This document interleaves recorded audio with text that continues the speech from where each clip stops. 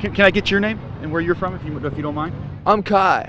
Kai, can I get spelling for you, buddy? Straight out of Dogtown, 𝗂𝗂𝗄𝗃. Hola Chulas, thank you so much for clicking onto this video, and if you are new here, well then hi, hello, my name is Kai. I used to get a lot of questions from other girls who are interested in doing fans, and they're looking for some advice. It's something that a lot of people approach me with because I was well known to be into that business or into that type of business, because that platform hasn't been around for forever, but I have a lot of experience elsewhere. This isn't my video like trying to tell you how to do it or how to be successful at it, because in the grand scheme of things, I was not a very successful person, at least in that realm. It wasn't a big deal or anything. It's just like nothing. That like modicum of success, I guess, like moderate level of success. So I don't feel comfortable like telling you how to strategize or what you should do to like really maximize, what you're trying to do. But I can at least give you an exit interview. Like, why did I decide that it wasn't the right thing for me anymore?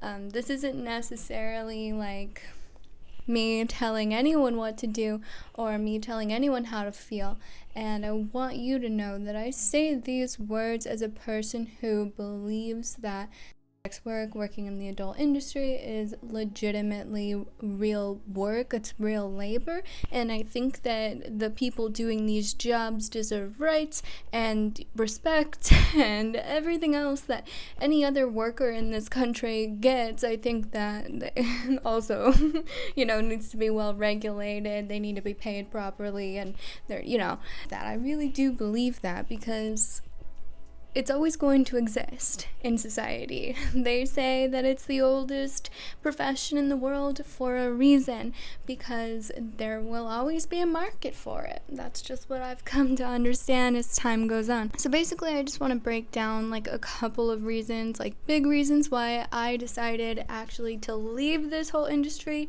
And at this time in my life, I can say, like, happily, I would never go back. Just for some context, I have been doing this work for 7 years. So, like, literally from the time I was 18 to 24. And actually writing that down on paper, like, I don't think I ever realized that it was that long. That was almost a decade of my life. I've been out now, like out of it altogether, everything, all forms of it, for almost a year. I feel like there's a very clear difference in the person that I was then and the person that I am today, and I wouldn't recognize myself, I don't think. I don't know that anybody just wakes up one day and they decide that that's what they're gonna do. I think that there's like a lot of other factors probably that come into play.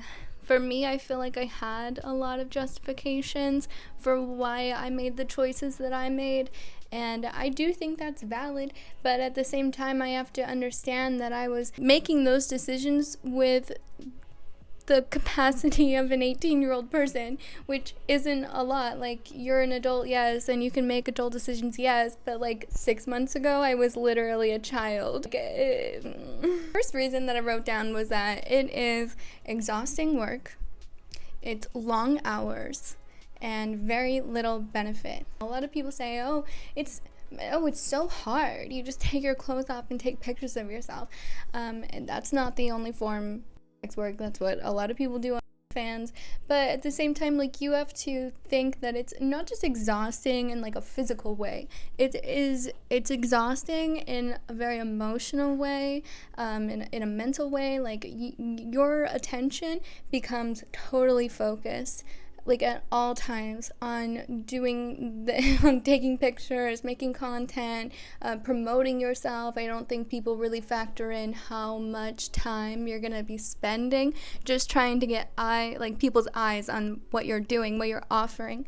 And so it's like a lot of planning, preparation, and then you have to have the right equipment. And I mean, people are looking for high quality product, and that doesn't just come out of nowhere. No matter the perspective that I have on it, at the end of the day, it's not a regulated industry. So you will not have health benefits. You will not have any of the protection that comes with having like a regular job.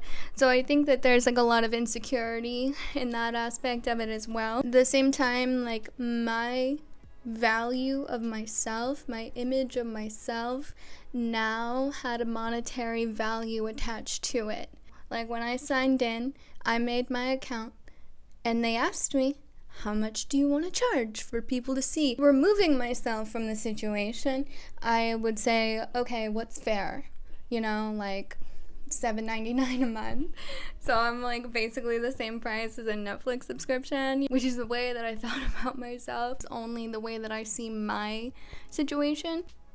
I don't like that I said, here is an amount of money that I'm willing to accept for myself. To put a monetary amount on any human being is wild to me. Like, that's a wild concept to me now. At least a lot of my like self-esteem, my confidence, you know, my self-image was rooted in how much attention I could get, how much money I could get, and a lot of that was fed to me by simps, by sycophants, which there's nothing wrong with being attracted to me or any other woman and wanting to do nice things for her. There's nothing wrong with that. That was my source and my supply of self-worth.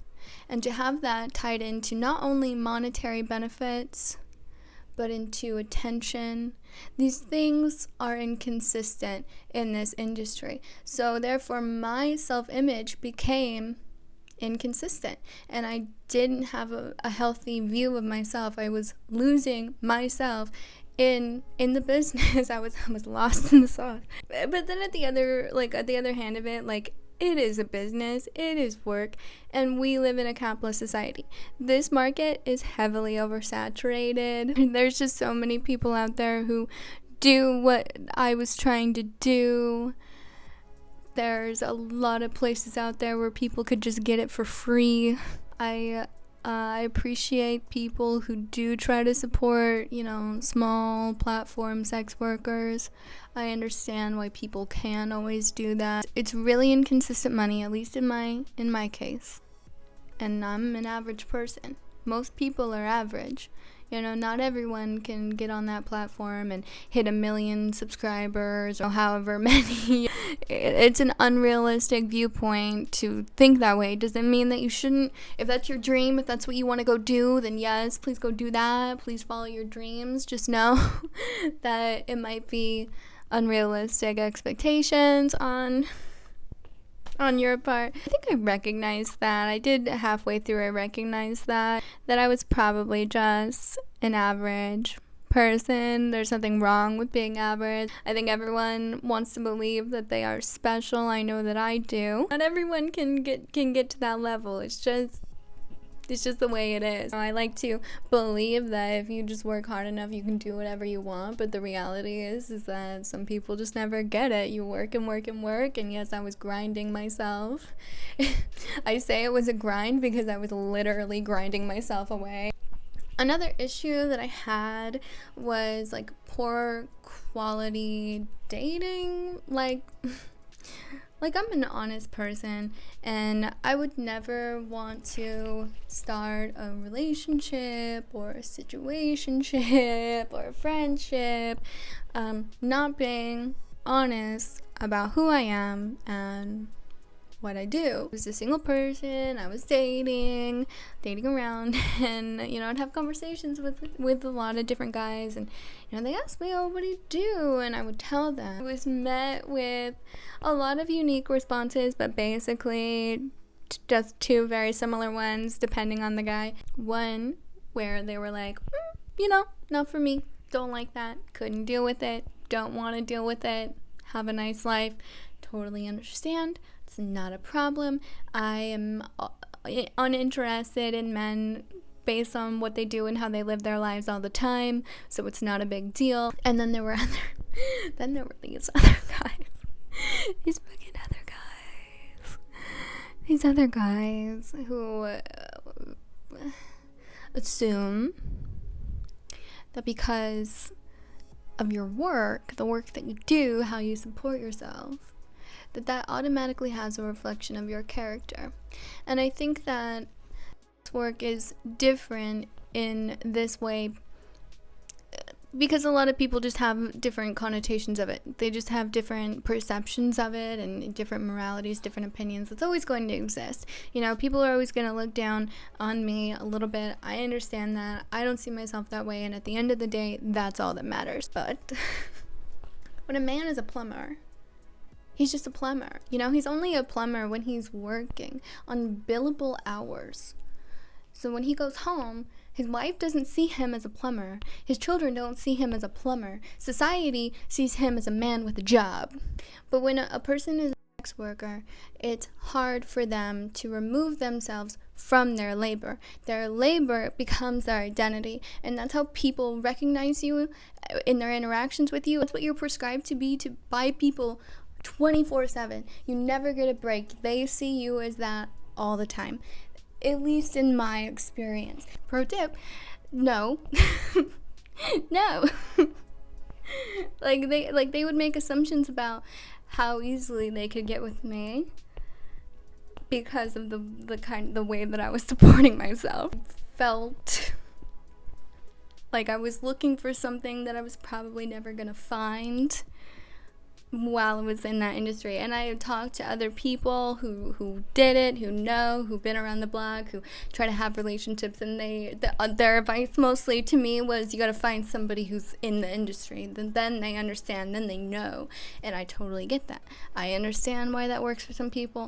Maybe I just never found that person. Maybe I didn't try hard enough, but it wasn't working out for me. And I had to come to a point in my life, like, what is more important to me?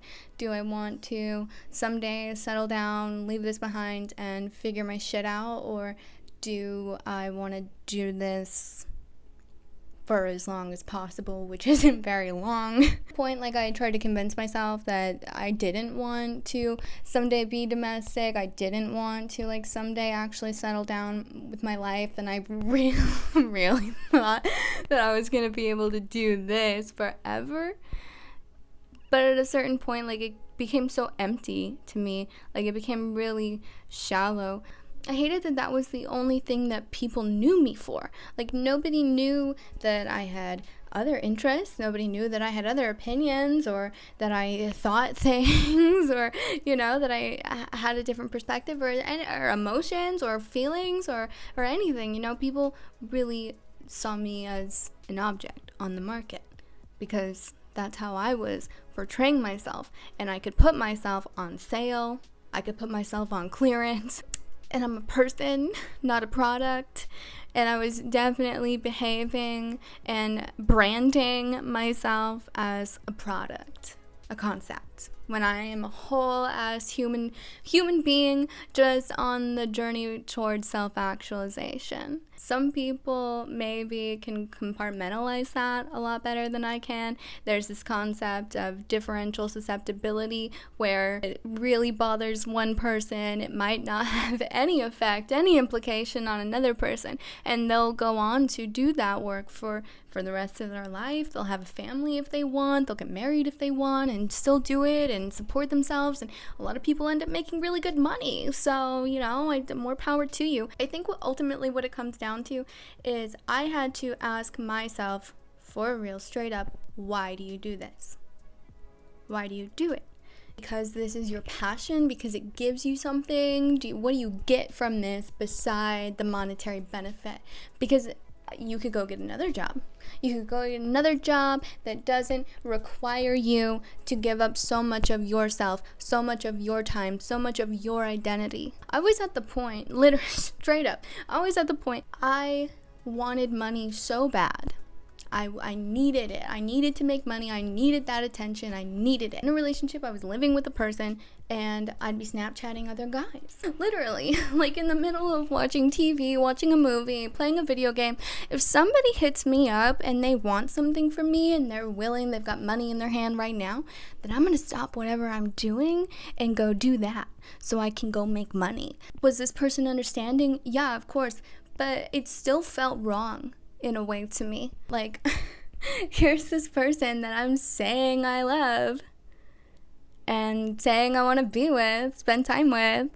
They're in the living room and I'm in the bathroom taking pictures of myself to send to some other guy. And I understand that, like, if you're willing to be in a relationship with a sex worker, there are a lot of things that you probably just compartmentalize or you just don't think about or you're totally fine with. And you're like, yes, girl, go make your money. Like, totally love that. I love a guy like that. But to me, in the way that I am, it really bothered me, actually. But I kept doing it because I needed to. I kept telling myself that I needed to do it. And I just think that it is so indicative of late stage capitalism that so many people are just so pressed up against the wall. They feel like they really don't have any other option than to start an OnlyFans. Like, I think a majority of people that are on OnlyFans are doing it out of pure necessity and not out of, like, choice. Like, it's an empowering thing to them. I think that there are people out there who do find it empowering, but at the end of the day, you are no longer in control. I was under other people's control of my time, of my self-image, my worth. I found myself negotiating my value while another person assigned me a monetary amount for myself, for my person, my being. That should have been it. The first time that I had to haggle with someone, it should have been it the first time, but it's not. And a lot of people have to do that. And for me, that cut away at me. That was bad for me. That hurt me. It hurt me so deeply, and it's taken me a really long time to undo these ideas in myself. And the way that it drove a wedge between me and having meaningful, sustainable relationships definitely wasn't worth it. The way that it took up my time, the way that it made me feel about myself definitely wasn't worth it. I am in a position now, I've had the opportunities, I've had the privilege of being able to move myself up, make more money in different ways, get a better job, be more secure in that, be more financially secure. And I had to work really hard to do that. And a lot of my previous work kind of propped me up to be able to do that.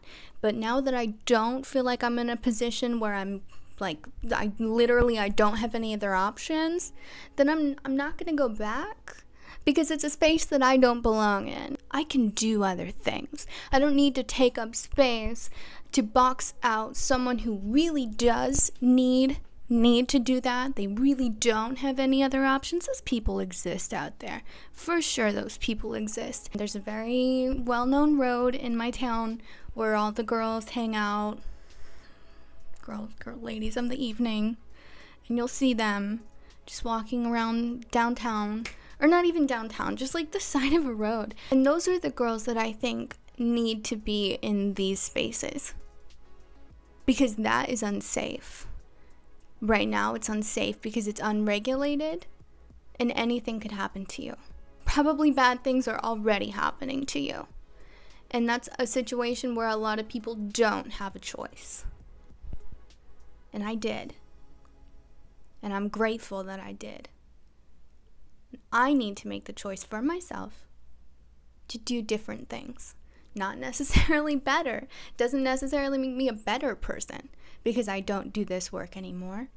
Just makes me a different person because I had different opportunities and made different choices because I had the ability to make choices for myself. I didn't see it like this at the time, but it definitely was a way to reinforce self-mutilative, self-harm, negative feelings within myself, which I already had a tendency to do. I let it affect my weight. I let it affect my image because I wanted to, whatever I had to do to make more, that's what I was going to do. And that's just a scary, weird place to be in. I thought that's who I was, really, truly. I thought that's what my identity was. I thought that's what my value was. I thought that that's all I could bring into a man's life was my sexuality. And it has taken me pretty much this whole last year to allow myself to have that conversation with myself, able to really kind of deconstruct that. Why did I do this? How did it really make me feel? Not the way that I told people how it made me feel, not the way that I wanted it to make me feel. How did it really make me feel? On the other side of it, I can gratefully say that will never have to be my life again. Some people will react differently. Some people will be able to do it and do it for a long time and be just fine.